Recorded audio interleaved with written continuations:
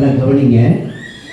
வருகிற சனிக்கிழமை நம்ம பக்கத்தில் இருக்கிற எல்லா மக்களும் நல்லா கவனிக்கணும். எல்லா சகோதரர்களும் வருகிற சனிக்கிழமைக்கு நீங்கள் கிங் பேலஸ் மண்டபத்தில் வந்துடணும். காலையில் 10லேருந்து மதியம் சாப்பாடு அங்கேயே நமக்கு ஏற்பாடு செய்கிறாங்க. சாப்பிடுவோம். திங்கள் செவ்வாய் புதன் 3 நாட்களும். இப்போ ஒரு உதாரணத்துக்கு அன்பநாதபுரத்தில் இருக்கிறவங்க அத்தனை பேரும் வரணும். நீடூர் கோபில்பத்தில் இருக்கிறவங்க வரணும். இந்த பகுதியில் இருக்கிறவங்க சரி, இந்த சைடு அப்படியே பக்கம் பக்கமாக இருக்கிற எல்லாருமே எல்லாரும் எங்கள் ஒரு சொல்ல உங்கள் ஒரு சொல்ல நிலத்துக்குடி பக்கத்தில் இருக்கிற இளந்தங்குடி கிளியனூர் எல்லா பகுதியில் இருந்து நான் இங்கே பக்கத்துலேயே இருக்கிற நம்ம அத்தனை பேரும் சாக்கு போக்கு சொல்ல முடியாது. சகோதரிகள் சகோதரர்கள் அவங்க திங்கட்கிழமை அவங்க சனிக்கிழமைக்கு டீமாக வர்றாங்க, இங்கேயே தங்குறாங்க. அவர்களிலே நம்மோடு ஒரு டீம் வருவாங்க.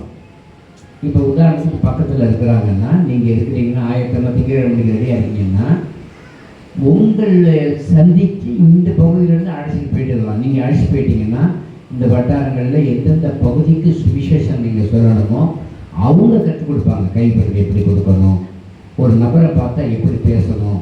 திங்கள் செவ்வாய் புதன் 3 நாட்களும் கண்டினியூவாக வேலை, மற்ற வேலைகள் எல்லாம் ஒதுக்கி வைங்க. காலையில் மதியம் வரைக்கும் இருக்கும். இது நமக்கு ரொம்ப பிரயோஜனமானது. கண்டிப்பாக நீங்கள் கலந்து கொள்ள வேண்டும். அது மாத்திரம் இல்லை, அக்கம் பக்கத்தில் இருக்கிறவங்க நல்லா கவனிக்கணும்.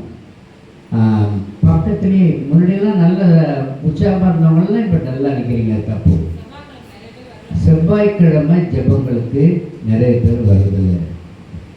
நான் வந்தால் தான் என் பிள்ளை வரும்.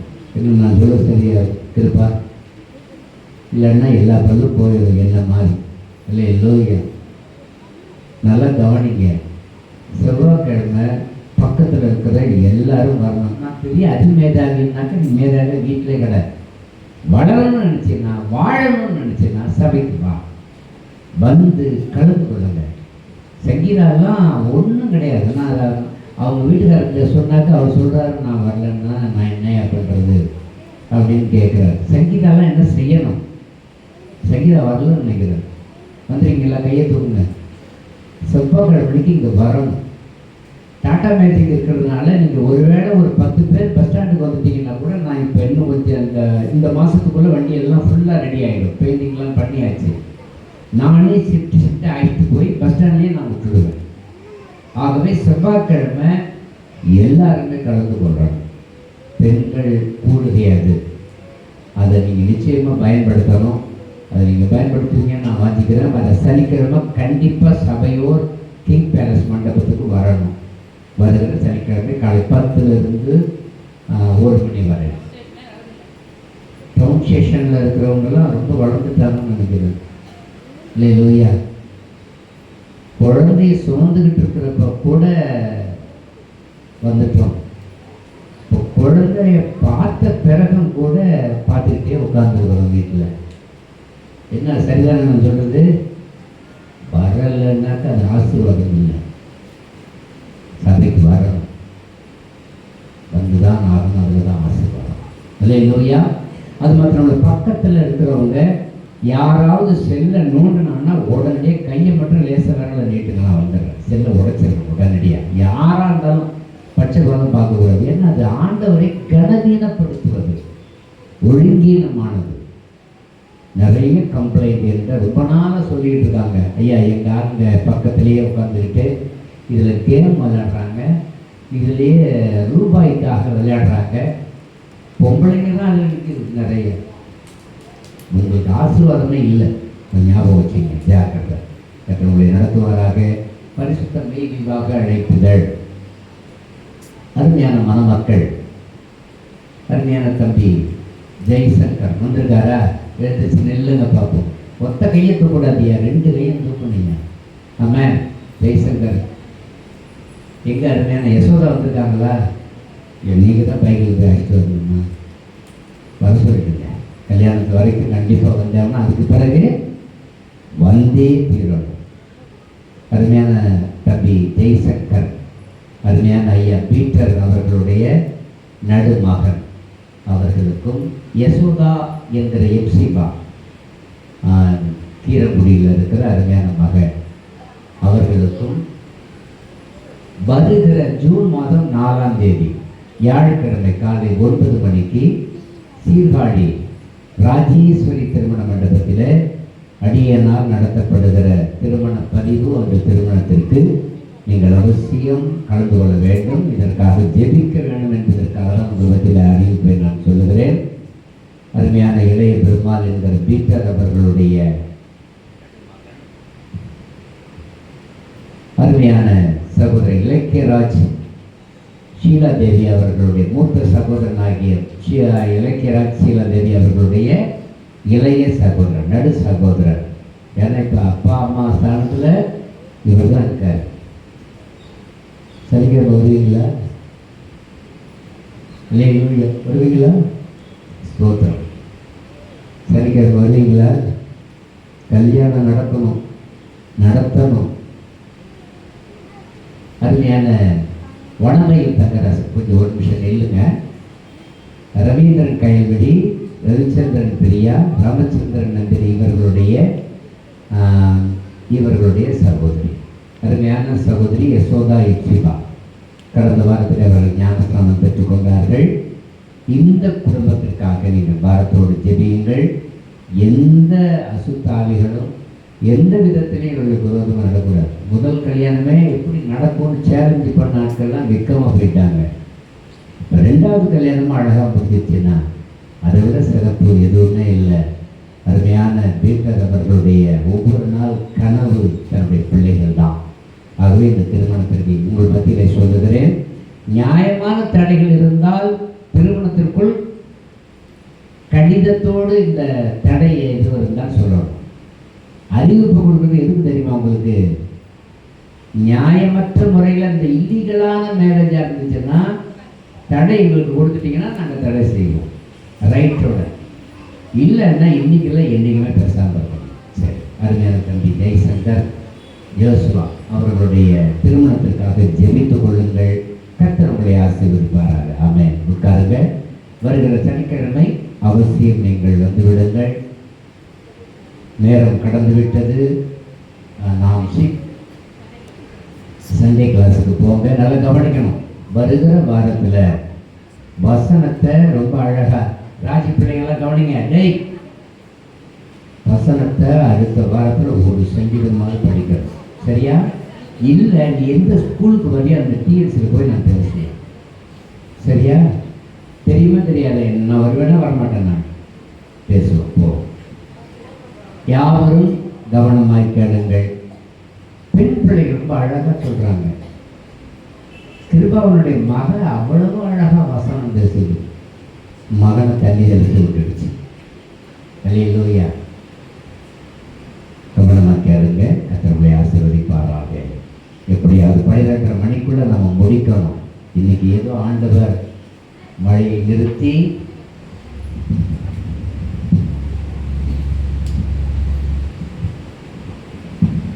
நமக்கு சாதகமான நிலைமைகளை உருவாக்கி இருக்கிறார். அல்லேலூயா. கர்த்தருடைய பரிசுத்த நாமத்திற்கு மகிமை உண்டாகட்டும். அல்லேலூயா. 1 ராஜாக்கள் 17வது அதிகாரம் 15வது வசனம். மிக முக்கியமான வார்த்தைகள் உள்ளது. அவள் போய், நல்லா கவனிக்கணும். முருகேசன் செல் எங்க வச்சிருக்கீங்க? காட்டுங்க.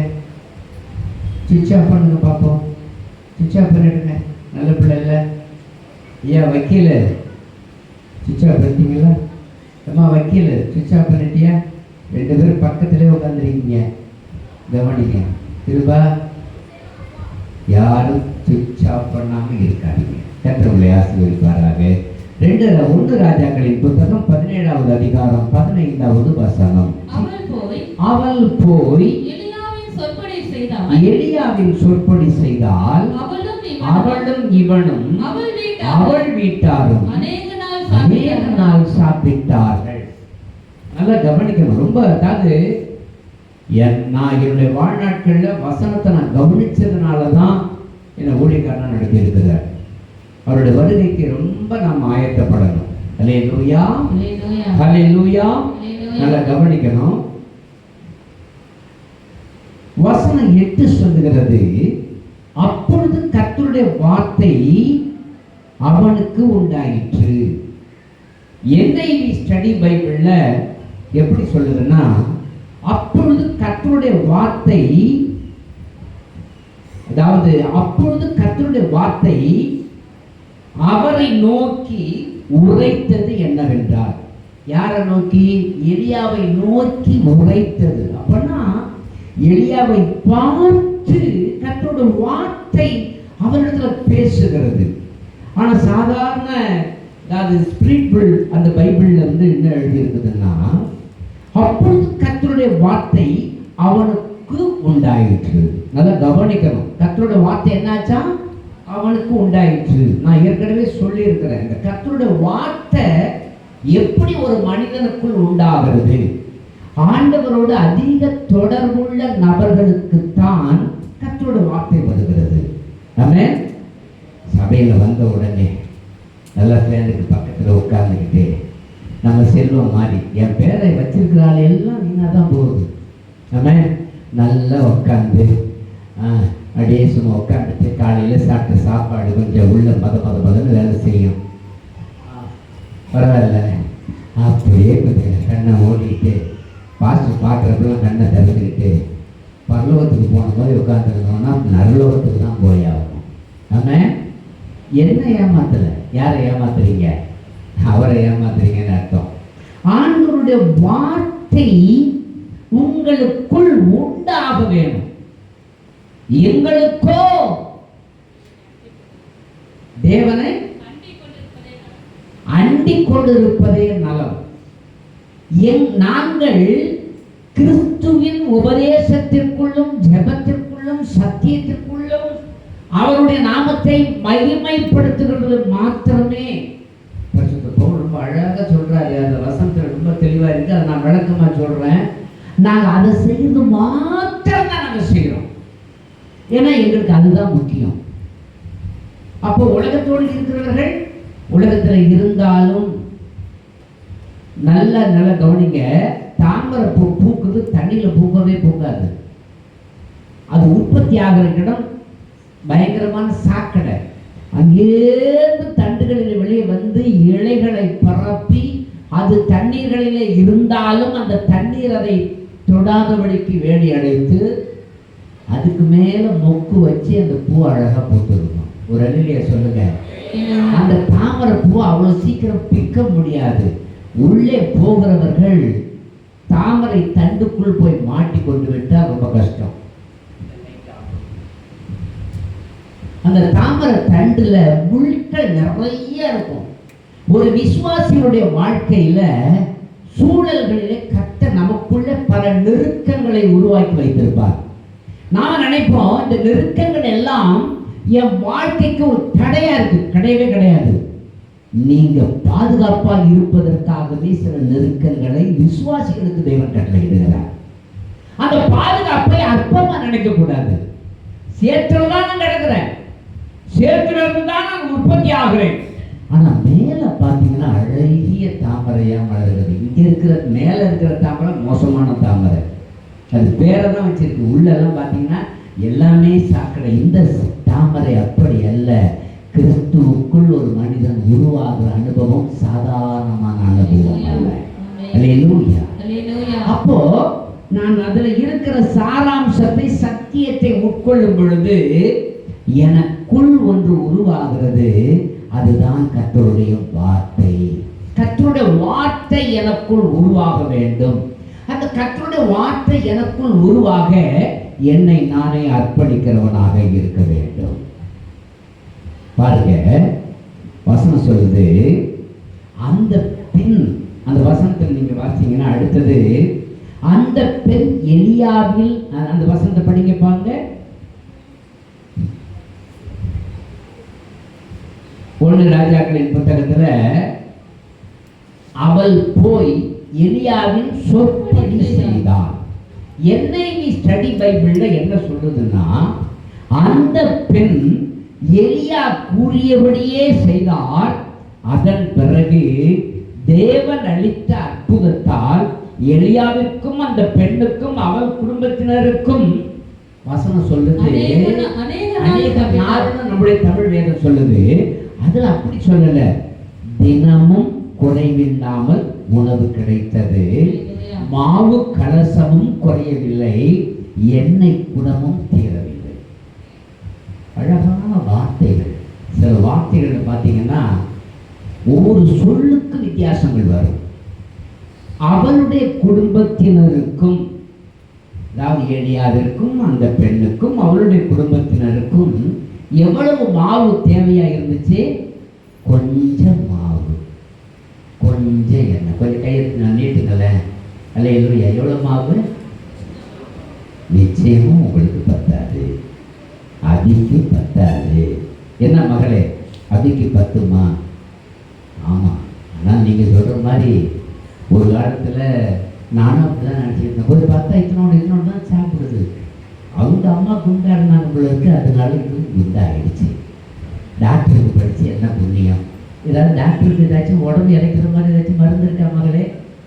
மருந்துல படிச்சிங்களே, மருந்து இருக்கா? இல்லை. எவ்வளோ பெரிய உடனே அங்கே பார்க்காதீங்க சொல்லுங்க. இவ்வளவு மாவு, இவ்வளோ மாவு தேவை. நாம வீட்டுக்கு போகிறப்ப அதான் சொன்ன சுகநாடு பேசினேன். என்ன மகளை வர வர வர ரொம்ப வெள்ளிசா போயிட்டு இருக்கீங்களே. அவங்க வீட்டுக்கார சொன்ன, ஆமாங்க ஐயா, ரொம்ப இழைச்சி போயிட்டு இருக்காங்க. அவங்க வீட்டுக்காருக்கு ரொம்ப கவலை. நான் எங்கே போனாலும் என்ன பிரச்சனை இருந்தாலும் சொல்லுவேன், பேசுவேன். கொஞ்சம் மாவு. எவ்வளோ மாவு தேவை நமக்கு? கொஞ்சம் மாவு, இத்தனோண்டு மாவு, கொஞ்சம் எண்ணெய். இது முழு குடும்பத்திற்கும், என்னை சார்ந்த உறவுக்கும், என்னோடு வந்து தங்கி தரிக்கிற ஊழியனுக்கும் போதுமானது. கரங்களை தட்டி ஆண்டவருக்கு நன்றி சொல்லுவோம். வசனம் சொல்லுது, தினமும் குறைவில்லாமல் உணவு கிடைத்தது, மாவு கலசமும் குறையவில்லை, எண்ணெய் குடமும் தீரவில்லை. எவ்வளவு அழகான வார்த்தைகள். அப்ப என் வாழ்க்கையில் ஏன் குறை வருது? உனக்குள்ள என்ன குறைவு இருக்குது? ஆண்டவர் எதிர்பார்க்கிறது பெரிய வளர்ந்த விசுவாசி, பெரிய அளவுல இரவு பகலாய் பாசிங் போட்டு உபவாசம் போட்டு ஜெபி. ஒவ்வொரு நாளும் ஜெபம், ஒவ்வொரு நாளும் அபிஷேகத்தில் நிரம்பின ஜெபம், ஒவ்வொரு நாள் கொஞ்ச நேரம் வேத வாசனத்தை ஆராய்கிற அனுபவம். இது இருந்தாலே போதும், நீ சிறந்த முறையில் வளர்ந்துருவ. ஒரு அனுமையை சொல்லுங்க பார்ப்போம். ஆமென். உன் வாழ்க்கையில ஏன் குறைவு வருது? உன் வாழ்க்கையில ஏன் நஷ்டம் வருது? எலியாவுக்குள்ள அவனுக்கும் குறைவு வந்தது, மழை வந்தது, மழை இல்லை, வெயில் அடித்தது, எல்லா பிரச்சனைகளையும் அவனை சந்தித்தது. அவனுக்குள்ள ஏன் குறைவு இல்லை? அவனை ஆண்டவர் சொல்றார், நீ 130 மைலுக்கு அந்தாண்ட இருக்கிற அந்த சாரிபாத்தூருக்கு போ. அது ஏதேன் என்கிற ஒரு ராஜ்யத்தினுடைய பகுதிகள் இருக்கிறது. அந்த ஏதேன் என்ற இந்த ராஜா யாருன்னா, நீ இங்க இருந்து போற பாரு. எங்க இருந்து போற? ஆகாப், அவருடைய மனைவி யோசேபேல், இவர்களுடைய இடத்துல இருந்து நீ போற பாரு. நீ எங்க போய் தங்க போற? இந்த யோசேபேலுடைய அப்பா இருக்கிற நகரத்துக்கு பக்கத்துல இருக்கிற ஒரு குக்கிராமத்துக்கு தான் நீ உள்ள போற. இதை விட பயங்கரமான இடத்துக்கு தான் நீ போற. இவளாவது சுற்றுச்சூழ யாராவது தீர்க்கதரிசிகள் இருக்காங்க, அங்க யாருமே கிடையாது. குறைவுள்ள இடத்துல, இன்னும் குறைவுள்ள இடத்துக்கு தான் ஒண்ணு அனுப்புறாரு. எங்க போனாலும் ராஜா மாதிரி இருப்ப. ஒரு அலையில சொல்லுங்க பார்ப்போம். ஒரு நல்ல விசுவாசி எங்கும் எப்படி இருப்பார்கள்? எங்க எப்படி இருப்பாங்க? அருமையான மக வீட்டுக்கு கடந்த நாட்களிலே போயிருந்தோம். அங்க போயிருக்கும் பொழுது அவங்களுடைய மாமியார் பக்கா விசுவாசி, பக்கா விசுவாசி, 10-15 வருஷம் விசுவாசி. என்னதான் செய்யறாங்க? ஊர்ல உள்ள எல்லா உலகம் எல்லாம் அங்கதான். எல்லா சாமிக்கும் கும்பிடுறாங்க, இரவு ஜபத்துக்கும் போறாங்க, பகல் ஜபத்துக்கும் போறாங்க, திருவிருந்தும் எடுத்துக்கொள்கிறார்கள். எல்லா அநியாய அக்கிரமத்தையும் மொத்தமா வச்சுட்டு வீடுக்குள்ள அவங்க அந்த அருமையான மகள் இன்னும் ஞானஸ்நானம் எடுக்கல. நம்மகிட்ட வளர்ந்த பிள்ளை எலுமிச்சை பாட்டி வளர்கிறது. இப்பொழுது திருமணமாகி இருப்பது நல்ல முடி. அவங்க வீட்டில் பார்த்தீங்கன்னா இவளுக்கு அவ்வளோ நாம கற்றுக் கொடுத்த அந்த சின்ன வயசுல இருந்து கற்றுக் கொடுத்தது சத்தியம் அவளுக்கு கிரியை செய்கிறது. அவளுடைய மகன் கழுத்துல தாயத்தை யார் போட்டு விட்டது? 10-15 வருஷம் விசுவாசி போட்டு கொடுக்குறாங்க. அப்ப இந்த விசுவாசி சபைக்கு போறாங்க, ஆராதிக்கிறாங்க, எல்லாம் செய்யறாங்க. அவங்களுக்குள்ள என்ன இல்லை? இயேசு இல்லை, வார்த்தை இல்லை. வார்த்தை உள்ள இருந்துச்சுன்னா எந்த அநியாயமும் செய்ய விடாது. கரங்களை தட்டி ஒரு அலையை சொல்லி அல்லேலூயா அல்லேலூயா ஆமென். எலியாவினுடைய அழைப்பில் ஒரு வார்த்தை இருந்தது. ஆண்டவர் அவனோட பேசினார். சாரிபாத்து 3 விதவை இடத்துல வார்த்தை இல்லை. உனக்குள்ள கர்த்தருடைய வார்த்தை இருந்துச்சுன்னா அது அழகா உன்னை நடத்தும். கர்த்தருடைய வார்த்தை தரிசனம் அழைப்பு உன்னுடைய வாழ்க்கையில இல்லைன்னா நீ எத்தனை பெரிய விசுவாசியா இருந்தாலும் நீ எல்லாருக்கும் ஒரு இடையூறா தான் இருப்ப. சபையை தேய்ச்சிக்கிட்டு போற ஆளா தான் இருப்ப. அல்லேலூயா அல்லேலூயா அல்லேலூயா. என்ன அன்பானவர்களே, ஆண்டவருடைய வார்த்தை சாதாரணமான ஒரு வார்த்தை அல்ல. ஒரு அருமையான ஒரு பாடல் சொல்லுது பாருங்க. அருமையான சகோதரர் மோசஸ் ராஜசேகர் அவர்கள் பாடின ஒரு அற்புதமான பாடல். எப்படியாவது 12:30 மணிக்குள்ள நம்ம முடிச்சே ஆகணும். எப்படியும் 12:30 மணிக்குள்ள நம்ம கடந்து போகிற மாதிரி இனி வரக்கூடிய நாட்கள்ல நம்ம செய்ய வேணும். ஆமென். ஒரு அருமையான பாடலை பாடி கர்த்தருடைய நாமத்தை உயர்த்துவோம். தேனிலும் இனிமையே என்ற பாடலை பாடி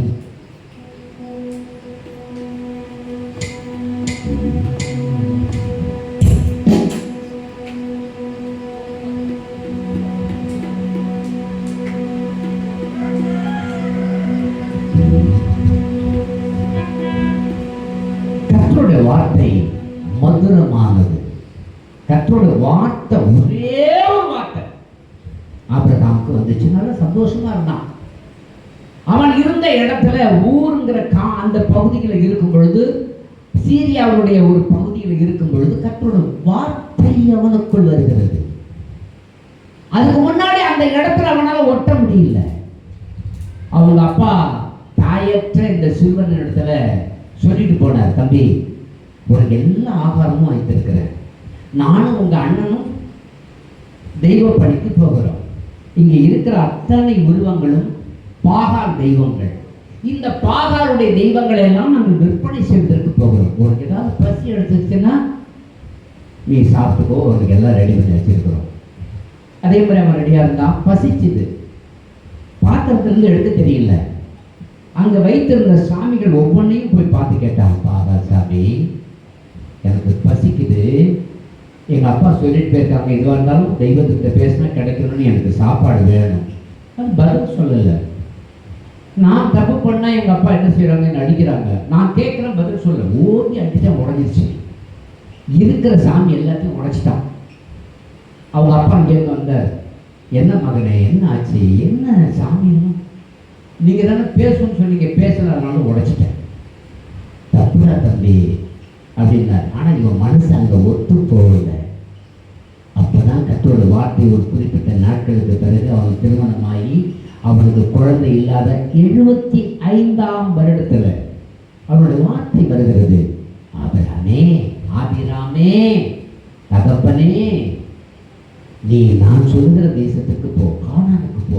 ஒரே ஒரு வார்த்தையை பிடிச்சுக்கிட்டு, அந்த தேனிலும் இனிமையான அந்த வார்த்தையை பிடிச்சுக்கிட்டு கானானுக்கு அவன் போனான்.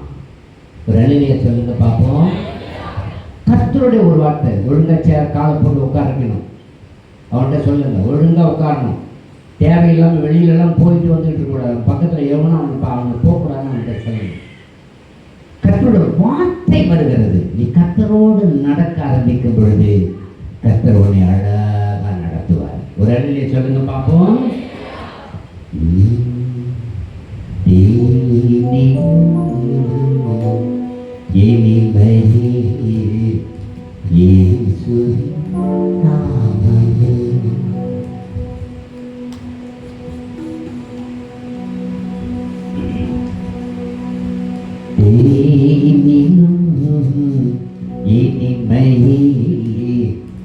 இயேசுவின் நாமமே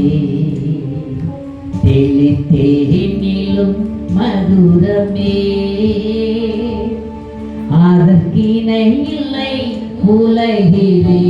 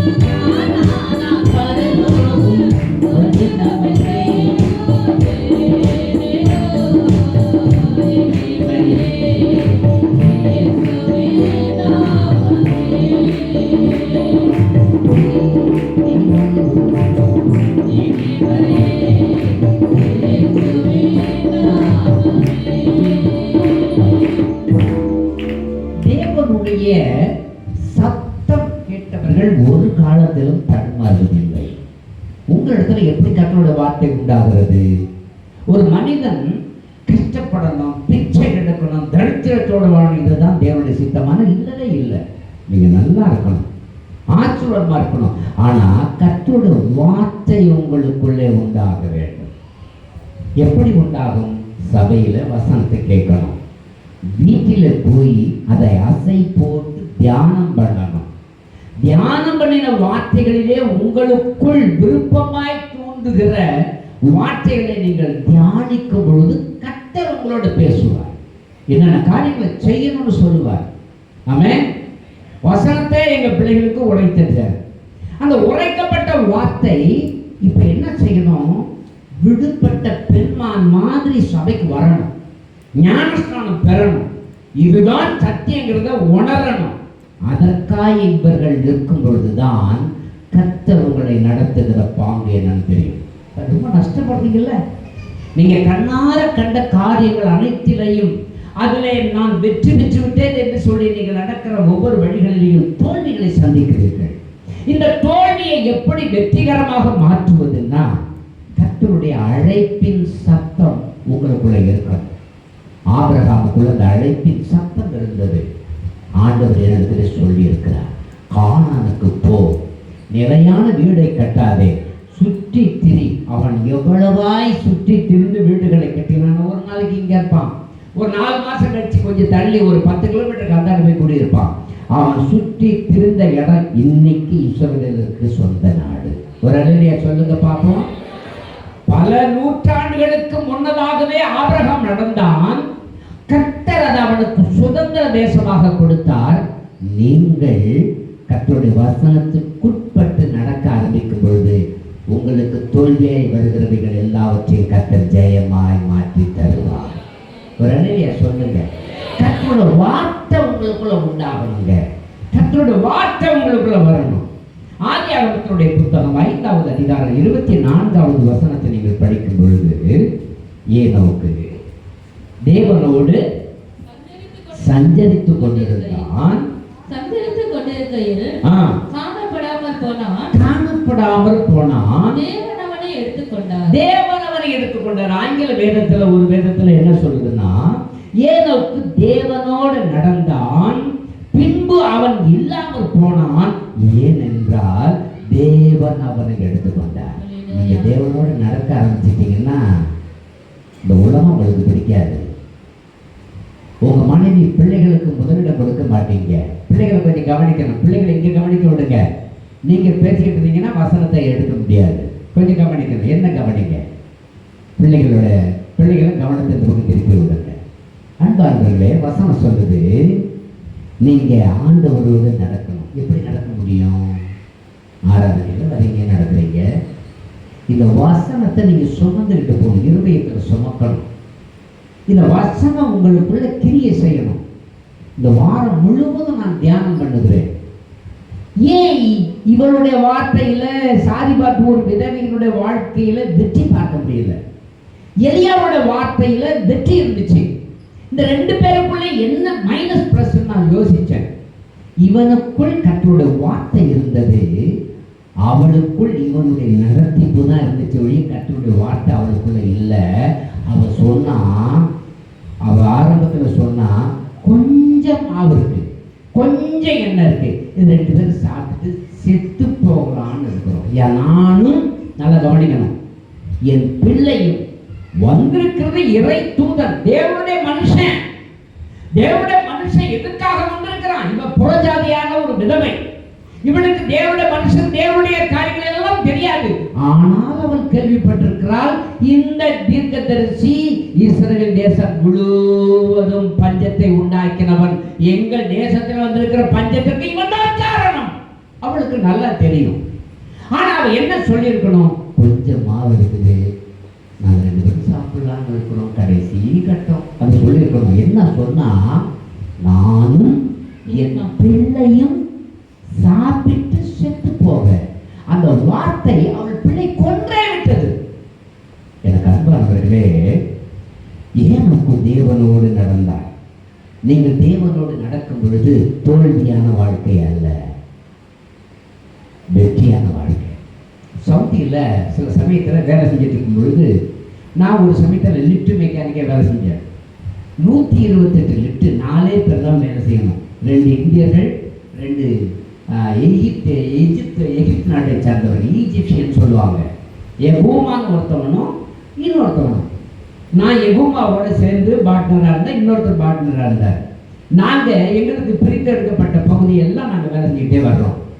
ஒரு சமயத்தில் என்ன ஆயிடுச்சுன்னா, நம்ம ஆட்கள் போகிறவங்களாம் என்ன பண்ணுவாங்க, லிஃப்டில் ஏறி டான்ஸ் ஆடிட்டு தான் போவாங்க. ஒரு சமயம் அப்படி தான் ஆடிக்கிட்டு இருக்கும்போது திடீர்னு ட்ராக்கை விட்டு வெளியில் வந்துருச்சு. ஒரு லிஃப்ட் வெளியில் வந்துருச்சு, சாஞ்சிக்கிட்டு நிற்கிது, ஒரே கத்த.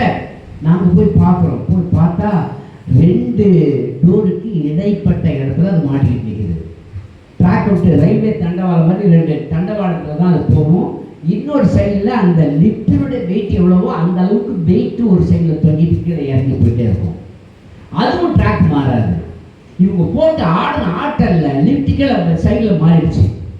உடனடியாக நாங்கள் 4 பேர் சேர்ந்து என்ன பண்ணுறோம், லிஃப்டினுடைய டாப்பில் நான் தான் அந்த கதவை ஓப்பன் பண்ணி அந்த லிஃப்டினுடைய டாப்பை ஓப்பன் பண்ணி ஃபேன் ஓடிட்டு இருக்கோம். அந்த ஃபேனுக்கும் இடைப்பட்ட ஒரு அந்த ஃபேனை நவுத்தி வச்சுட்டு கேப்பில் எல்லாரையும் வெளியில் கொண்டு வர்றேன்.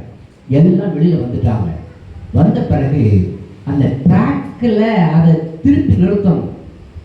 அதுக்கு ட்ராக்கை விட்டு போகிற அந்த டீலை எல்லாத்தையும் பிரிச்சுட்டு அதை லிஃப்ட்டை கொஞ்சம் கொஞ்சமாக கிராஸ்லேயே கீழே இறக்கி ஸ்ப்ரிங்கில் நிற்கும் பொழுது அந்த ட்ராக்கெல்லாம் சீர் பண்ணி திரும்பவும் மாற்றிட்டு வேலை செய்ய ஆரம்பிக்கும் பொழுது அந்த தண்டவாளம்லாம் பாதிக்கப்பட்டிருந்துச்சு. நம்ம ஆட்களில் சில இடத்துல உடஞ்சிருச்சு. அவ்வளோ உடையக்கூடிய இது இல்லை.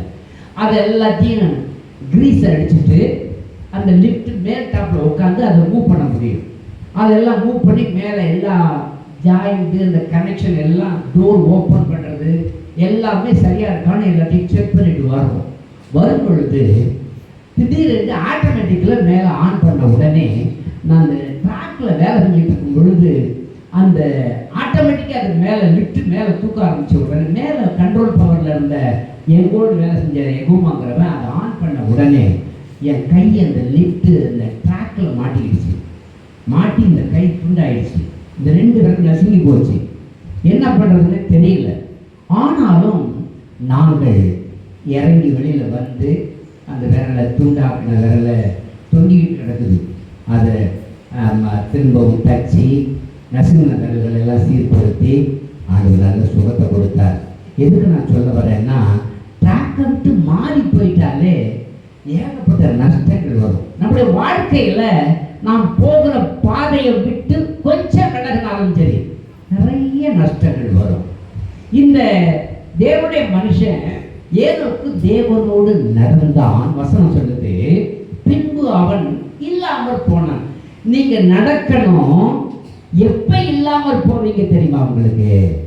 எப்ப இல்லாமல் போவீங்க? கர்த்தருடைய எடுத்துக்கொள்ளப்படுதல் என்கிற ஒரு தன்மை ஆண்டவரோடு அதிக நெருக்கமாக இருந்துட்டு பழகிட்டீங்கன்னா அவரை விட்டு நீங்கள் எங்கேயுமே போக மாட்டீங்க. உட்காருங்க. அவரை விட்டு நீங்கள் என்ன செய்ய மாட்டீங்க, எந்த இடத்துக்கு நவர மாட்டீங்க. உங்கள் பாதை விலகவே விலகாது. தேவனுடைய சமூகத்தில் அந்த ட்ராக் சரியாக இருந்துச்சுன்னா அந்த லிஃப்ட் சரியாக இயங்குறதை போல உங்களோட வாழ்க்கையும் இயங்க ஆரம்பித்து விடும். இந்த அருமையான ஏனோக்கு தேவனோடு நடந்தான். அவன் நடக்க ஆரம்பிக்கும் பொழுதே அவனுக்கு இந்த பூமிக்குரிய காரியங்களில் விருப்பம் இல்லை. கர்த்தர் அவனை எடுத்துக்கொண்டார். தேவனோடு சஞ்சரிக்கையில், தேவனோடு நடக்க ஆரம்பிக்கும் பொழுது இப்படி ஒரு மனுஷனுடைய வார்த்தைகளை குறித்து தெளிவாய் சொல்லுது. தேவனோடு இருக்கிற உங்கள் உறவு தன்மையில ரொம்ப முக்கியமா உறவுல பிரிவே வரக்கூடாது. ஒரு கணவன் மனைவி உறவுல பிரிவு வந்துருச்சுன்னா, ஒரு சந்தேகத்தன்மை வந்துருச்சுன்னா கடைசி வரைக்கும் அது நம்ம தொல்லை பண்ணிக்கிட்டே இருக்கோம். சந்தேகம் இல்லாத ஒரு வாழ்க்கையோடு கணவன் மனைவி நடக்க ஆரம்பிக்கும் பொழுதுதான் தொய்வில்லாத ஒரு வாழ்க்கை வாழ முடியும். சந்தேகம் எப்போ வருதுன்னா, கணவனுக்கு பிரியமாய் மனைவி நடவாத பொழுது, எதையும் சொல்லாமல் தன்னிச்சை நடக்கும் பொழுது, அல்லது மனைவியினுடைய விருப்பம் இல்லாதபடி கணவன் நடக்கும் பொழுது, அல்லது செயல்படும் பொழுது இந்த பிரச்சனைகள் வரும். ரொம்ப நெருக்கமாக இருந்தால் ஈருயிர் ஒன்றா தான் நிற்கும் கடைசி வரைக்கும். அல்லேலூயா. அது நம்முடைய வாழ்க்கையில் நாம் கற்றுக்கொள்ள வேண்டிய அடிப்படை காரியங்கள். நம்முடைய பிள்ளைகளுடைய நடத்தைகள் எல்லாம் கவனிக்கணும். நடக்கும் பொழுது அல்லது பார்க்கும் பொழுது அவர்களோட ஒன்றரை கலக்கும் பொழுது நம்முடைய வாழ்க்கையில ஒரு குறைவும் வரவே வராது. அல்லேலூயா. அல்லேலூயா. எனக்கு அன்பானவர்களே, சங்கீதக்காரர் ஒரு இடத்துல சொல்றான் பாருங்க, 23வது சங்கீதத்தில் சொல்றான். முதல் வசனத்தை படிக்க பார்ப்போம். கர்த்தர் என் மேய்ப்பராய் இருக்கிறார், கர்த்தர் என் மேய்ப்பராய் இருக்கிறார், நான் தாழ்ச்சி அடையேன், நான் தாழ்ச்சி அடையேன். நல்லா கவனிக்கணும். தாவீது எப்ப சொல்றார் தெரியுமா? அவருடைய வாலிபத்தினுடைய ஆரம்ப நாட்கள், அபிஷேகம் பண்ணப்பட்ட அந்த நாட்களிலே, அவன் தேவனோடு ஒன்றரை கலந்து நடந்த நாட்களிலே, ஆண்டவர் அவனோடு பேசுகிற நாட்களிலே, ஆண்டவர் அவனை வேறு பிரித்து சத்தியத்திற்குள் கொண்டு போன சமயங்களிலே, அந்த வாலிப நாட்களிலே அவன் சொல்றான், கர்த்தரின் மேய்ப்பராய் இருக்கிறார், நான் தாட்சி அடையேன். அல்லேலூயா. அருமையான இயேசு பிரகாசன் அருமையான ஒரு பாட்டு பாடியிருக்கிறார். கர்த்தரின் மேய்ப்பராய் இருக்கிறார், தாட்சி அடையேன் என்று அப்படின்னு ஒரு பாட்டு இருக்கு. அருமையான பாட்டு. அந்த கர்த்தரின் மேய்ப்பர் எப்பன்னா வாலிப நாட்கள். அந்த தாவீதினுடைய வாலிப நாட்கள்ல ஆண்டவரோடு நடந்த அந்த அனுபவம் மிக அற்புதமான அனுபவம். நிறைய 75 சங்கீதங்களை அவர் எழுதியிருக்கிறார்.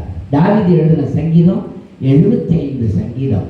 கடைசி சங்கீதத்திலிருந்து முதல் சங்கீதம் வரைக்கும் நீங்க எடுத்துக்கிட்டீங்கன்னா 121 சொல்றாரு, எனக்கு ஒத்தாசை ஒரு பர்வதங்களுக்கு நேராக என் கண்களை எடுக்கிறேன்.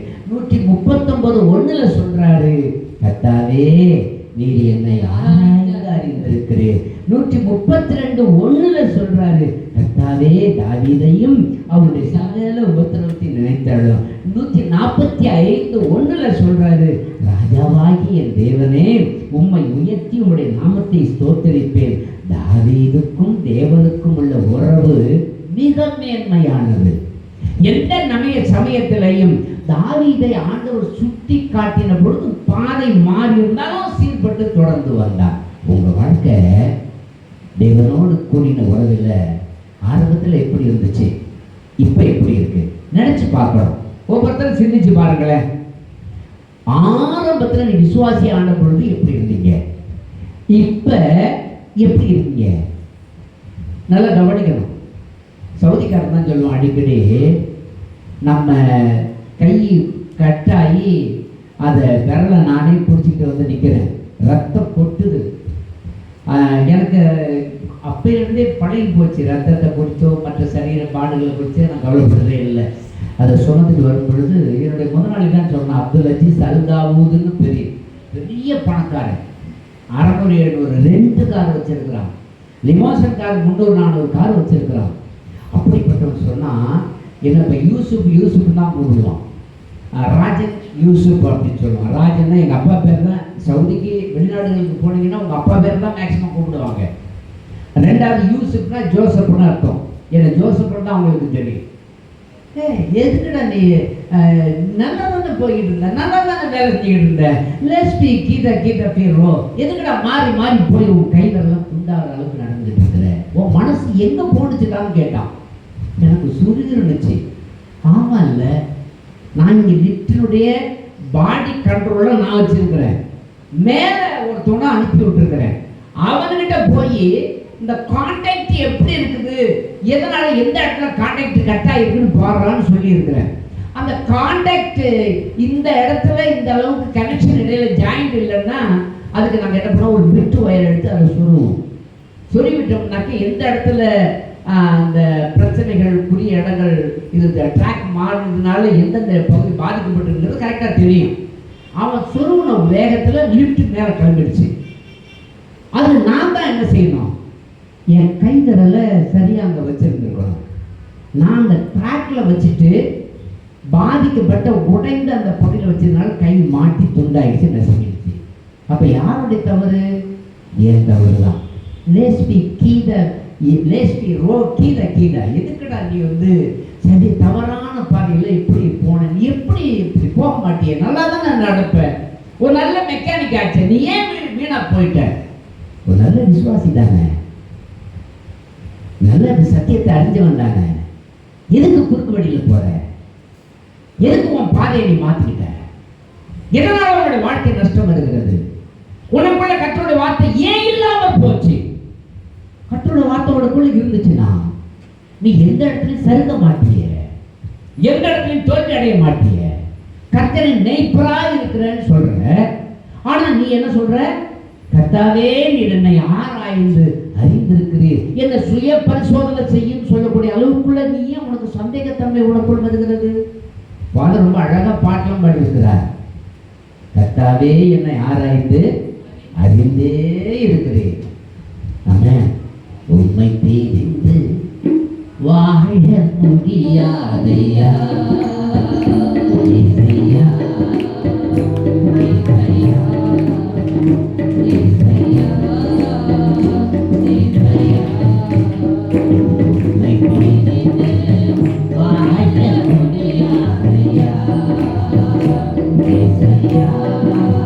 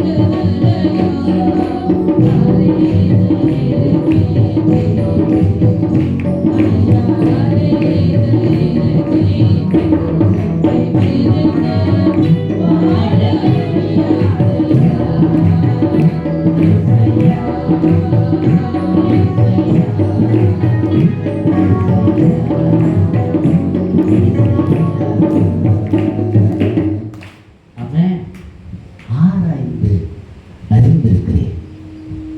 பாக்கம் பகுதி ஊழியத்துக்கு போயிருந்தோம். நிறைய அற்புதங்கள். ஒரு வீட்டுக்கு ஜெபிக்க போயிருக்கிறோம். அந்த மனுஷனுக்கு கேன்சரால பாதிக்கப்பட்ட வயதான மனுஷன், ரொம்ப வயதானவர். அவங்க சொல்றாங்க, எங்க அப்பா எப்படியாவது சுகமாகணும்னு ஜெபம் பண்ணுங்க. ஆனா அவங்க மனைவி சொல்றாங்க, ரொம்ப கஷ்டப்படுறாங்க இல்லையா. எப்படி தெரியும்? நாங்க போய் ஜெபிக்க போறோம். நான் முதல் அவங்கள்ட்ட கெட்டிட்டு சொன்னேன், இதுக்கு பிறகு இந்த மனுஷன் நடந்தாலும் முடியாது, எல்லாருக்கும் பாரம். ஆண்டவரே, இந்த சகோதரனை நீங்கள் எடுத்துக்கொள்ளும். ஜெவர்மெண்ட் இந்த 2வது நாள் ஆண்டவர் எடுத்துக்கிட்டார். ஒரு எம்எல்ஏ சொல்லுங்க, இப்போ ஜெபிக்கிறதும் எடுத்துக்கொள்ளும் நம்ம வேலையா? இல்லை. எதை எப்ப என்ன விதத்துல ஜெபிக்கணுமோ அந்த காரியங்களை அந்த நோக்கத்தோடு ஜெபிக்கணும். அந்த பகுதியில் இருக்கிற ஒரு அருமையான மகளுக்கு போன வாரத்தில் ஜெபிக்கும்படி நாங்கள் போயிருந்த பொழுது, அருமையான இளைஞராஜுக்கு தெரியும், அந்த வீட்டில் ஐயா எங்கள் வீட்டில் ஒரு ஜெபம் வச்சுக்கணும். நாங்கள் என்ன காரணம்னா, என் மருமக வந்துட்டா. அவர்கிட்ட நான் சொல்கிறேன், பிள்ளைக்கு ஞானஸ்நானம் கொடுக்கணும், தூக்கிட்டு வான்னா கேட்க மாட்டேங்கிறா. என்ன ஞானஸ்நானம்? குழந்தை ஞானஸ்நானம். இந்த குழந்தை யார் கொடுத்தது? டிஎல்சி சர்ச்சு கொடுத்ததா? இல்லை, நீங்கள் ஜெவமணி தான் ஒரு குழந்தை கொடுத்தார். 7-8 வருஷம் குழந்தையே இல்லை. அதை போட்டு நாங்கள் உட்கார்ந்துருக்கிற இடத்துலலாம் எனக்கு நேராக உட்காந்துருக்கோம். மகளே உனக்கு வேண்டுதல் என்ன? வீட்டில் சண்டை, என் வாழ்க்கை இருக்காது போல இருக்கு. ஜெபம் பண்ணிக்கிட்டே வந்தோம். நாங்கள் எந்த வீட்டுக்கு ஜெபிக்க போனாலும் அந்த பிள்ளை எனக்கு நேராக வந்து நிற்கும். மனசில் ரொம்ப பாரம் வருத்துனுச்சு. அந்த பிள்ளையை பார்த்து கர்த்தருடைய வார்த்தை எனக்குள்ள இருந்த வார்த்தையை சொன்னேன். மகளே, டாக்டர் என்ன சொன்னாங்க? நாங்கள் கூடி ஜெபிக்கிற இடத்துல என்ன சொல்லிட்டு போகிறாங்க? டாக்டர் சொல்லிட்டார், எனக்கு குழந்தை கிடைக்காது, குழந்தை கிடையாதுன்னு சொல்லிட்டார். எந்த டாக்டர் சொன்னார்? இந்த டாக்டர் ஒருத்தவங்க தான் பார்த்தீங்களா, மணல்மேடில் பார்த்தோம், மயிலாடுதுறை 3 டாக்டர் லேடி டாக்டர் பார்த்தோம். என்னுடைய டெஸ்ட் எல்லாம் பார்த்துட்டு சொல்லிட்டேன். ஆனாலும் அங்கே ஒரு குடும்பம் எங்களுக்கு லைட்டெல்லாம் போட்டு கொடுப்பாங்க. அந்த வீட்டில் எப்படியாவது அப்பப்போ ஜெபம் வைப்பாங்க. அந்த வீட்டில் ஜெபிக்க நாங்கள் போயிருக்கிறோம். போகும்போது அந்த பிள்ளை தப்பில் வந்து நிற்கிறார். இங்கே வா மகளே, ஆவிக்குள்ளானே. ஆவியில் கர்த்தர் சொல்றாரு. டாக்டர்ஸ் இல்லைன்னு சொன்னார். ஆமாம், இன்னும் 3 மாதம் 3 மாதத்துல நீ கருத்தரிப்ப. கர்த்தர் சொல்ற, நீ போன. அந்த போயிட்டா, விசுவாசிச்சா. பின்னாடி ஒரு 4-5 மாதம் கழிச்சு சபையில் வந்து அருமையான மகள் கிருத்தி தான் சொல்கிறாங்க, நாங்கள் எல்லாரும் ஜெபித்தோம், கர்த்தர் அருமையான ஒரு கருவை அருமையான மகளுக்கு கொடுத்துருக்கிறார். செல்வம் ஞாபகம் இருக்கா? அப்போ தான் நான் சொன்னேன், என்ன ஜெபிச்சிங்கன்னு கேட்டேன்.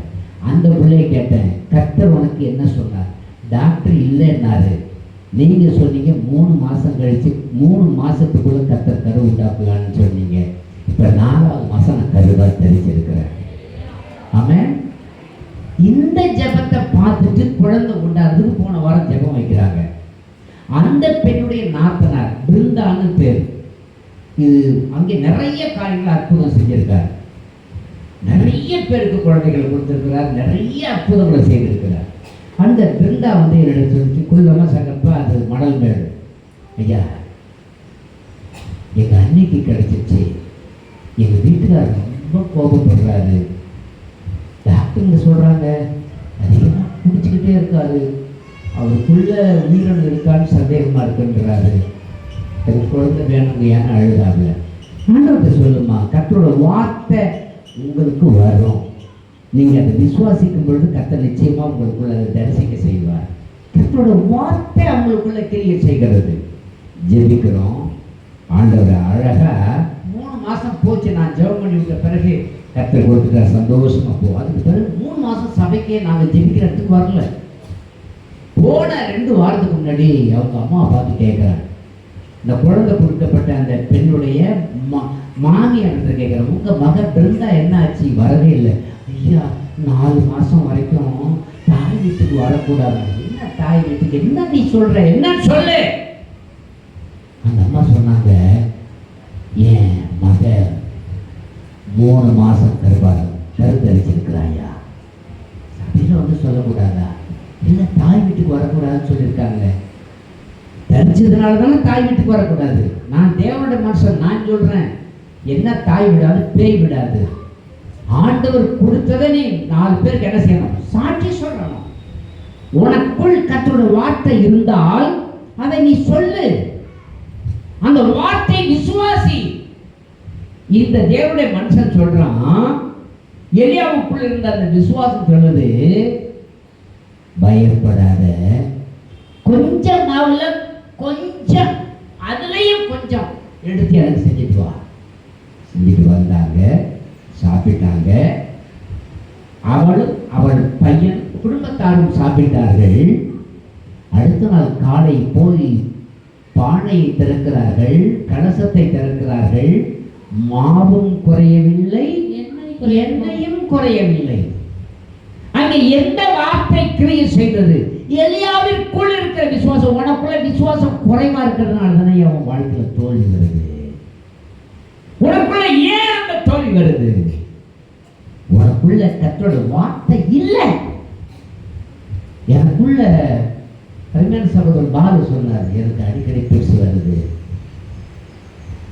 பெருசு பெருசா, கர்த்தர் பெருசா? கர்த்தர் தான். நீ எதுல குறைஞ்சிருக்கிற? கர்த்தரோட வார்த்தையில குறைஞ்சிருக்கிற. ஜெபிக்கிறதுல குறையல, ஜெபிக்கிறதுல குறைஞ்சிருக்கிற. எப்படி ஜெபிக்கணும்? எப்படி உபவாசிக்கணும்? எப்படி தேவனுக்கு பிரியமா இருக்கணும்? எப்படி உன் குடும்பத்தை நீ நடத்தணும்? ஆண்டவர் எப்பேற்பட்டவர்? பலமுள்ளவர்களுக்கு பலத்தை கொடுக்கிறவரா, பலவீனமானவர்களுக்கு பலன் கொடுக்கிறவரா? யாருக்கு பலன் கொடுப்பார் சொல்லுங்க? பலவீனமானவர்களுக்கு அவர் பலன் கொடுக்கிறவர். கரங்களை தட்டி ஆண்டவருக்கு ஒரு நன்றி சொல்லுங்க பாப்போம். ஒரு பலவீனமான சரீரத்திலே பலன் கொடுக்கிற ஒரு தேவன் நம்முடைய தேவன். அல்லேலூயா, அல்லேலூயா. ஒரு விசுவாசி தேவனோடு நடக்க ஆரம்பிக்கும் பொழுது, தேவனுடைய வார்த்தைகளிலே நடக்க ஆரம்பிக்கும் பொழுது, தேவனுடைய வார்த்தைகள் அவர்களோடு இருக்கும் பொழுது சிறப்பான வாழ்க்கை வாழலாம். ஆஸ்பிரேஷன் மைண்ட் இருக்கக்கூடாது. விழுந்து எழுதல், எழுந்து விழுதல், இதெல்லாம் கூடவே கூடாது. நிக்கணும். அல்லேலூயா. நாம் பேசுகிற தேவனுடைய வார்த்தை ஒவ்வொன்றும் தேவனுடைய வார்த்தையாகவே இருக்கணும். நாம் பேசுகிற வார்த்தை ஒவ்வொன்றும் எப்படியா இருக்கணும்? தேவனுடைய வார்த்தை. நான் எங்க உட்பட போறேன்? நிறைய விசுவாசிங்க சொல்றது, நான் எங்க உட்பட போறேன், அவன் எங்க உட்பட போறான், நான் உட்படுவேன், அவர் உட்படுவார், என் குடும்பம் உட்படும், நான் நல்லா இருப்பேன், எனக்காக வழி திறந்திருக்கும். இதை விசுவாசிக்கிறவன் தான் என் விசுவாசி. ஒரு அடைமையை சொல்லுங்க பார்ப்போம். நான் பேசுகிற வார்த்தையாகவே நான் மாற ஆரம்பிக்கிறேன். நான் தேவனுடைய வார்த்தையாகவே நடக்க ஆரம்பிக்க வேண்டும். ஆமென். அல்லேலூயா. எங்க அப்பா மரணப்படுக்கையில தஞ்சாவூர் மெடிக்கல் காலேஜில் இருக்காரு. எங்க அம்மா பக்கத்திலேயே உட்கார்ந்துருக்காங்க. அன்னைக்கெல்லாம் பார்த்தீங்கன்னா என் தங்கச்சிக்கெல்லாம் இன்னைக்கு வயசாயிடுச்சு. மருமகன் வந்து விட்டார், மகன் வந்து விட்டார், மருமகன் இன்னும் வரல. அல்லேலூயா. ஆமென். மருமகன் வந்து விட்டாரோ? இல்லை, இன்னும் வரல. ஆமென்.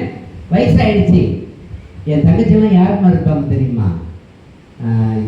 சான்றாவோட சின்னதாக தான் இருப்பாங்க. என் மகன் மறுதான் சின்ன வயசு, 8th 9th எல்லாம் படிச்சுக்கிட்டு இருந்தாங்க அப்பெல்லாம். எங்கள் அப்பா மெடிக்கல் காலேஜ் தஞ்சாவூர் மரணப்படுக்கையில் கிடக்குறார். எங்கள் அம்மா என்னிடத்துல கேட்பாங்க, அப்பா ஏன் இப்படி இருக்காரு? நான் சொல்லுவேன், டாக்டர் அப்படியே ரெஸ்ட்டில் வச்சுருக்காங்கம்மா. எங்கள் அம்மாட்ட உண்மை எனக்கு சொல்லவே இல்லை, ரெஸ்ட்டில் வச்சுருக்காங்க. அப்போ நான் என்ன செய்யணும்?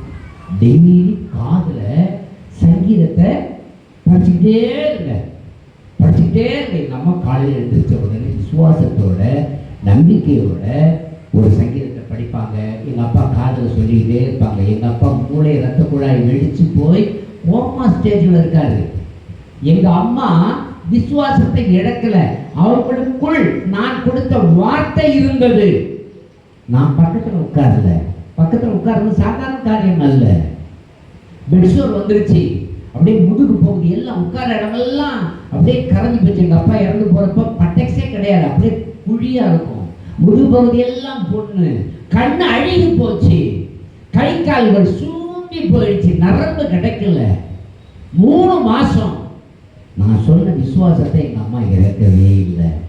கர்த்தருடைய வார்த்தையை எந்த சமயத்தில் வேணாலும் உங்களுக்குள் ஊன்ற வைத்தால் அது வளர்ந்து கொண்டே இருக்கும். எத்தனை பேர் நம்புறீங்க? தேவ மனுஷன் சொல்லுகிற வார்த்தைகள் உலகத்திற்கு அல்ல, உன்னை உருவாக்குவதற்காகவே, உன்னை உருமாற்றுவதற்காகவே என்பதை மறந்து விடவே கூடாது. அல்லேலூயா. 2 ராஜாக்களின் புத்தகம் 4வது அதிகாரம் 2வது வசனத்துல ஒரு பெண், ஒரு தீர்க்கதரிசியுடைய மனைவி வருகிறார். ஐயா, என்னுடைய குடும்பத்துல பிரச்சனை. என்ன பிரச்சனை? எலியா மாதிரிலாம் பயந்துக்கிட்டு உட்காரல. என்ன பிரச்சனை? கடனால என் கணவன் உங்க இடத்துல எவ்வளவு உண்மையா இருந்தா? ஆமா, தெரியும், நல்லவனாச்சே. அவன் இறந்து போயிருந்த பிறகு ரொம்ப கடன் தொழில் தாங்க முடியல. என் பிள்ளைகள் எல்லாரும் வறுமையில நிற்கிறோம், அடுத்த வேளை உணவுக்கு பஞ்சமா நிற்கிறோம். சரி, கடன் கொடுத்தவன் கடனை கேட்கிறான், அப்ப நாங்க என்ன செய்யறது? நான் அவனுக்கு என்ன செய்யணும்? ஒரு இடத்துல இருக்கிறது என்ன? அவன் 2 கேள்வி கேட்கிறான். முதல் கேள்வி, நான் உனக்கு என்ன செய்ய வேண்டும்? 2வது கேள்வி, உன்னிடத்துல என்ன இருக்கிறது சொல்.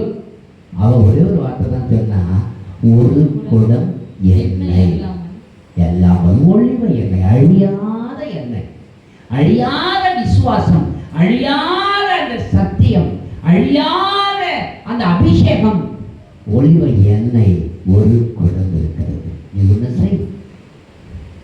பக்கத்து வீட்டுக்காரங்கள்ட்டெல்லாம் போய் வெறும் பாத்திரத்தை வாங்கிட்டு வா.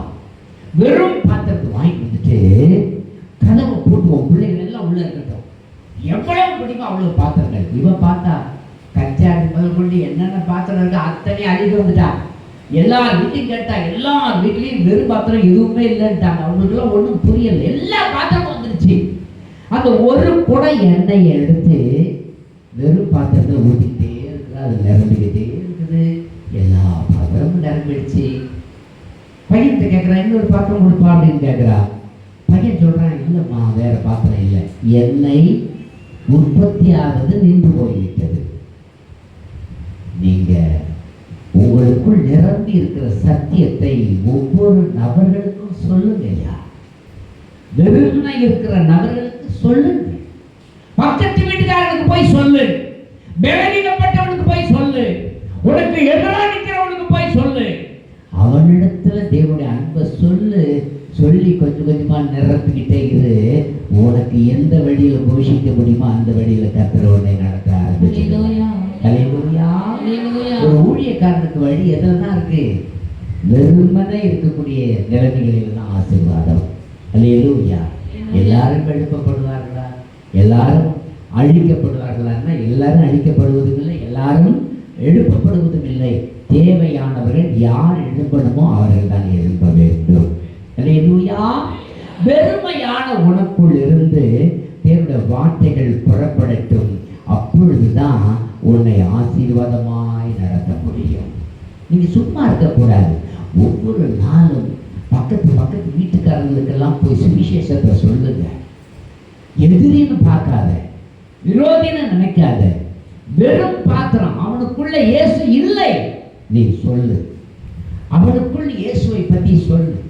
அவனுக்குள் இயேசுவின் அன்பை குறித்து ஊற்று. ஆண்டவர் உன்னை ஆசீர்வதிக்க ஆரம்பிப்பார். ஒரு அழகிய சொல்லுங்க பார்ப்போம். மற்றவர்களை நீங்கள் போஷிக்க ஆரம்பிக்கும் பொழுது நீங்கள் நிரப்பப்படுவீர்கள். அதுல எல்லளவும் சந்தேகமே இல்லை. அல்லேலூயா. அல்லேலூயா. மார்க் 6வது அதிகாரம் 37, 38, 39, 43 வசனங்களை நீங்கள் படிக்கும் பொழுதும், யோவான் 6வது அதிகாரம் 1 - 13 வசனங்களை படிக்கும் பொழுதும் ஒரு சம்பவம் நினைவிற்குள் வருகிறது. ஆண்டவர் ஒரு இடத்துக்கு அக்கறைக்கு போகிறேன் என்று போகிறார். எல்லா நபர்களும் அவரை பின்பற்றி வருகிறார்கள்.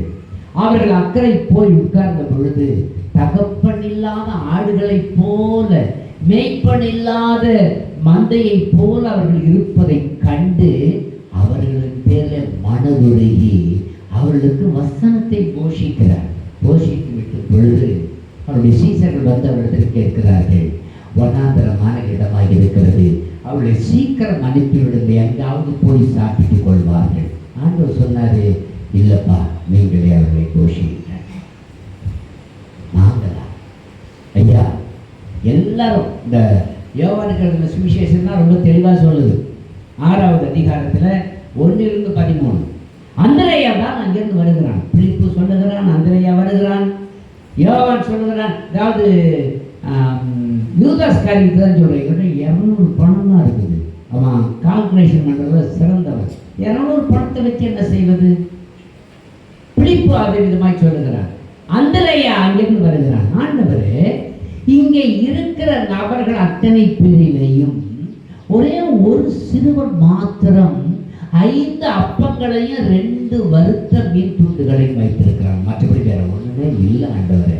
ஆண்டவர் சொன்னாரு, இப்பதான் ஏன் சிந்தனைக்குள்ள நீ வந்திருக்கிற, இப்பதான் எனக்குள் இருக்கிற அந்த வார்த்தை உன்னிலே கிரியை செய்து கொண்டு இருக்கிறது. அந்த சிறுவன் சாப்பிடலன்னு கவலைப்படாத, அந்த சிறுவனுக்குரிய அந்த சாப்பாடை எடுத்துட்டீங்க வா. அந்த சிறுவன் வச்சிருந்தது என்ன? 2 வறுத்த மீன். ஐயா செல்வம், அங்க கவனிங்க. 2 வறுத்த மீன், 5 அப்பம். இந்த குப்புசுன்னு சொல்லுவாங்க, பெரிய குப்புசு, 5 குப்புசு இருந்துச்சு. இந்த 2த்தையும் எடுத்துக்குவோம். ஆண்டவர்கிட்ட வந்துச்சு. எல்லாரையும் 50 பேராகவும் 100 பேராகவும் உட்காரும்படி சொல்லுகிறார். அவர்கள் உட்கார ஆரம்பிக்கும் பொழுது இருதயம் ஆயத்தப்படுகிறது. அவர்கள் இருதயம் ஆயத்தப்படும் பொழுதே கர்த்தருடைய செயல் அங்கே செய்யப்பட ஆயத்தமாகிறது. அவருடைய மனமும் செயல்களும் ஒன்றரை கலக்கும் பொழுது அந்த அப்பத்தை பிட்கிறார். ஒரு சீடத்தில் கொடுக்கிறார், போய் பிட்டு கொடு. இன்னொரு சீடத்தில் கொடுக்கிறார், பிட்டு கொடு. 5 அப்பமும் எத்தனை? 5 அப்பம் எத்தனையா? 2 பிச்சை எத்தனை வரும்? 10. 2 மீன் துண்டுகளை 2 பேர், 12 சீடர்களிடத்திலையும் 12 பொருள்கள் வருகிறது. போய் கொடுங்கள். அவரவர்கள் பிட்டு கொடுக்கிறார்கள். அவருடைய சிந்தனை வரிசையா உட்கார்ந்து இருக்கிறவங்க டார்ச்சர் பண்ணாதபடிக்கு கொடுக்கறதெல்லாம் இருந்துச்சு ஒழிய, இது வளருதா, உடையுதா, பெருகுதா, குறையுதா, எதுவும் அவங்களுக்கு தெரியல. அப்பத்தை பிட்டு அவர்களுக்கு முதல்ல உட்கார்ந்து கொடுக்கிறாங்க. அவன் வாங்கி உட்கொண்டு கொண்டிருக்கிறான். அவன் சாப்பிட்டு விட்டான், நிரம்பி விட்டது. பாதி அப்பம் அப்படி இருக்கிறது. அடுத்தவர்களுக்கு கொடுக்கிறான், அவனும் சாப்பிடுகிறான், சாப்பிட்டு அடுத்தவர்களுக்கு கொடுக்கிறார்கள். இது அப்படியே வளர்ந்து கொண்டே இருக்கிறது. வளர்ந்து நிறைவாய் பார்க்கும்போது எல்லாருடைய வயிறும் நிரம்பி விட்டது. நிம்மதியான அப்பங்கள் எங்கே? சீசர்கள் சொல்கிறார்கள் 12 கூடை எடுத்திருக்கிறோம். 2 வறுத்த மீன் உட்பட 12 கூட வெளியில போயிருக்கு. 12 பேரும் பிரித்து கொடுத்திருக்கிறார்கள். 12 பேருடைய கைகளிலேயும் 12 விதமான கூடைகள் இருக்கிறது. எல்லாம் மீதியான அப்பங்கள், அங்கே அப்ப துணிக்கைகள் அங்கே இருக்கிறது. ஒன்றும் சேதப்படாதபடிக்கு எல்லாவற்றையும் சேமித்து வையுங்கள். அன்பானவர்களே, தேவனிடத்தில் இருக்கிற வார்த்தை உங்களுக்குள் வரும்பொழுதுதான் என் விருத்தியாக என்னுடைய தொழில் இப்படி இருக்குது, என்னுடைய குடும்பம் இப்படி இருக்கிறது, என்னுடைய மனைவி இப்படி இருக்கிறார். அவளுக்குள்ள விசுவாசமே இல்லை, எனக்குள்ள கொஞ்சம் இருக்குது. என் மனைவி என்னிடத்துல ஒத்துழைப்பு கொடுக்காதனால என்னால் வெற்றியான வாழ்க்கை முடியல. என் கணவன் எனக்கு ஒத்துழைப்பு கொடுக்காதனால ஒன்றும் முடியல. அருமையான மக திவ்யா கூட அதான் சொன்னான். நான் போனப்ப கண்ணீர் விட்டு சொன்னான், என் பிள்ளை தாயத்தை போட்டுருக்கு, தப்பு தான். சிறு வயசுல இங்கே நான் சத்தியத்தை கேட்டேன், இங்கே தான் தொடர்ந்து வந்துக்கிட்டு இருக்கேன், வேற எந்த இடத்துக்கு நான் போகிறதில்ல. என் மாமியார், என் குடும்பம் வரிசையாக சாவு நடந்துக்கிட்டே இருக்கு. மாமனார் ஒருத்தர் இறந்துட்டாரு, அவருடைய குழந்தையார் ஒருத்தர் இறந்துட்டாரு. இப்படி வரிசையாக சாவு நடந்துக்கிட்டே இருக்கு. என் குடும்பத்தில் பிரச்சனைகளுக்கு மேலே பிரச்சனை இருக்குது. அப்போ என்ன செய்யணும்? உனக்குள் இருக்கிற அந்த கிறிஸ்துவின் அன்பு பெருக ஒப்புக்கொடு. உனக்குள் இருக்கிற கர்த்தருடைய வார்த்தை வளர ஒப்புக்கொடு. அப்பதான் நீ ஆசீர்வாதத்தை பார்க்க முடியும். அல்லேலூயா. இன்னைக்கு சபைக்கு ஓடியாந்துட்டாங்கள, இந்த உணர்வு வரணும். உலகத்தோட உளுந்தர கலக்கக்கூடாது. ஐயோ, அந்த சின்ன பிள்ளை அவன் சாப்பிட்ற 2 மீனையும் 5 அப்பத்தையும் நாம எப்படி வாங்குறது? அவன் பட்டியை கிடக்குறானே, தேவையில்லை. அவன் பட்டியை இருக்க போறதில்லை. 5 2 பிரியுது, 2 4 கூட பிரியும், மீதி 12 கூட அவங்க எடுக்கிறாங்க. கர்த்தருடைய வார்த்தை அங்கே கிரியை செய்கிறது. உனக்குள்ள தேவனுடைய கிரியை இருந்துச்சுன்னா, வசனம் இருந்துச்சுன்னா, நீ என்ன ஆசைப்படுறியோ அந்த தொழில் உனக்கு வாய்க்கும். நீ என்ன ஆசைப்படுறியோ அந்த பரிசுத்தம் உன்னுடைய வாழ்க்கையில நிற்கும். நீ என்ன ஆசைப்படுறியோ அந்த அபிஷேகம் உனக்குள் கிரியை செய்யும். நீ என்ன ஆசைப்படுகிறாயோ அது நடக்கும். அல்லேலூயா, அல்லேலூயா, அல்லேலூயா. அது நடக்கணும்னா செத்த கிரியைகள் அற நீங்கணும். உனக்குள் கர்த்தருடைய வார்த்தை வந்து தங்கணும். கர்த்தருடைய வார்த்தை நீ நல்லா இருக்கணும் தான். நீ கெட்டு போகணும்னு கர்த்தருடைய வார்த்தை சொல்லல. நீ விருத்தியாகணும், ஆசீர்வாதமா இருக்கணும். உனக்குள்ள நஷ்டம் வரவே வராது. வந்தாலும் அது என்ன ஒன்றும் செய்யாது. இப்படி நினைக்கும் போதுதான் கர்த்தர் வார்த்தைகள் உனக்குள் கிரியை செய்யும். என் அன்பானவர்களே, அந்த சாமி பார்த்த நேரம் இல்லை, கடந்து போச்சு. நிறைய வார்த்தைகள் உண்டு. சாரி பார்த்து ஊர் விதவை நடத்துல ஒரே ஒரு காரியம் தான் இருந்துச்சு. வந்தவன் தீர்க்கதரிசி, அவனுக்குள் தேவனுடைய வார்த்தை இருக்கிறது. ஆனால் அவனுக்குள் இருக்கிற அவிசுவாசம் சொல்லுகிறது, நானும் என் பிள்ளையும் சாப்பிட்டு செத்து போக இந்த மாவை, இந்த அபிஷேகத்தை கைப்பிடிக்கிறோம். நாங்கள் ரட்சிக்கப்பட்டு என்ன புண்ணியம், நாங்கள் சாகிறத தவிர ஒரு வழியே இல்லை அப்படி நினைச்சீங்கன்னா தவறு. ஆண்டவர் அப்படி இல்லை. நீ நல்லா இருக்கணும், மகிழ்ச்சியா இருக்கணும், ஆசீர்வாதமா இருக்கணும். அழிந்து போவதற்காக அல்ல, குறைந்து போறவங்களுடைய வாழ்க்கை திருப்பி உருவாக்குவதற்காக தான் கர்த்தர் உன்னை அழைச்சிருக்கிறார். நீ ஒப்பு கொடுத்தீங்கன்னா விசுவாசமுள்ள வார்த்தைகளை பேசு, விசுவாசமுள்ள சத்தியத்துக்குள் நட, விசுவாச பாதை எதுவோ அதை ஏற்றுக்கொள். கர்த்தர் உன்னை நிச்சயமாக ஆசீர்வாதத்தை நடத்துவார். எத்தனை நம்புறீங்க? நம்புறவங்களாம் கையை உயர்த்தி ஒரு அலையா சொல்லுங்க பார்ப்போம். ஆமென். ஐயா, இன்னொரு முதல் உனக்கு வேணாம், முதலே அவர் தான். இன்னொரு வல்லமை உனக்கு வேணாம், வல்லமே அவர் தான். என் பலவீனத்தில் நான் அழிஞ்சுதான் போவேன், கிடையவே கிடையாது. உன் பலவீனத்தில் அவர் வந்து நின்னார்னா நீ பலமா மாறுவ. ஒரு அலையா சொல்லுங்க பார்ப்போம். நான் என்ன எதிர்பார்க்கிறேனோ அந்த சிறப்பான வாழ்க்கையை கர்த்தர் எனக்கு கொடுப்பதிலே அவர் விருப்பத்தோடு இருக்கிறார். ஒரு அலையிலையா சொல்லுங்க பார்ப்போம். அல்லேலூயா, அல்லேலூயா, அல்லேலூயா, அல்லேலூயா. ஆமென். ஒரு கிழாய் வடக்கு தெருவில் நானும் பிரதர் எல்லாருமே போயிருந்தோம். அருமையான சகோதரருக்கு தெரியும். ஒரு சகோதரி அங்கேருந்து வந்தாங்க. என்னோட குடும்பத்தில் மிகுந்த போராட்டம், மிகுந்த பிரச்சனை. எனக்கு 2 லட்சம் ரூபாய்க்கு மேலே ஒருத்தர் கொடுக்கணும். அது இன்னைக்கு வரலன்னா நான் உயிரோடு இருக்கிறத சாகிறது நல்லது. நாங்கள் சொன்னோம், ஒரே வார்த்தை சொன்னோம், ஆண்டை கிரி செய்யறதுக்கு எவ்வளோ நேரம் வேணும் அப்படின்னு. ஒரு நொடியில் ஆண்டு கிரி செய்ய வரல. அந்த அரை நொடியில் கூட கிரி செய்ய முடியும் தெரியுமா உனக்கு? எப்படி சொல்றீங்க? நீ போ, அடுத்த வாரம் சொல்லு. அடுத்த வாரம் வந்து சொன்னாங்க, ஐயா அந்த பணம் வராத பணம் 2 லட்சம் ரூபாய்க்கு பணம் வந்துருச்சியா. நான் எல்லா பிரச்சனையும் தீர்த்துட்டேன். ஒரு அலையிலே சொல்லுங்க பார்ப்போம். முடியுமா முடியாதா? முடியும். முழங்கால் படிக்கிட்டு ஆண்டவர் வாக்கி சொல்லுங்க, ஆண்டவரே என் வாழ்க்கையில் ஒரு திருப்பத்தை தாங்கப்பா.